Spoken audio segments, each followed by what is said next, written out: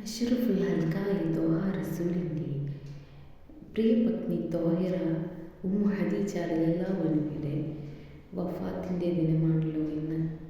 പരിശുദ്ധ റസൂൽ സ്വല്ലല്ലാഹു അലൈഹി വസല്ലമ ഖദീജ ബീവിയെ എത്രത്തോളമാണ് സ്നേഹിച്ചിരുന്നതെന്ന് നമുക്ക് വ്യക്തമായിട്ട് മനസ്സിലാക്കാം.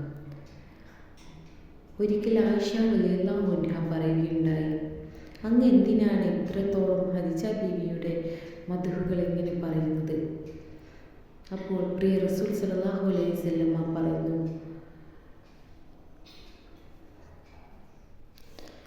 ഖദീജ ബീവി ആരാണെന്ന് നിനക്ക് അറിയാനിട്ടാണെന്ന്. അപ്പോൾ തന്നെ അറിയാം, നമ്മുടെ മുത്തു റസൂലുള്ള ഏറ്റവും വിഷമമായിട്ട് നിന്നിരുന്ന, പ്രയാസത്തിലിരുന്ന, അല്ലെങ്കിൽ പ്രവാചകനായി വെളിപ്പെടുന്ന ആ ടൈമിൽ എല്ലാവരും നബി സല്ലല്ലാഹു അലൈഹി വസല്ലമയെ കല്ലെടുത്തെറിഞ്ഞും ആക്ഷേപിച്ചും കളിയാക്കിയും മറ്റുപദ്രവങ്ങൾ ഉപദ്രവിച്ച ടൈമിലും ആദ്യമായിട്ട് സ്ത്രീകളിൽ നിന്നും ആദ്യമായിട്ട് ഇസ്ലാം സ്വീകരിച്ച ഒരു മഹതിയാണ് ഉമ്മുൽ ഖദീജ റളിയല്ലാഹു അൻഹ.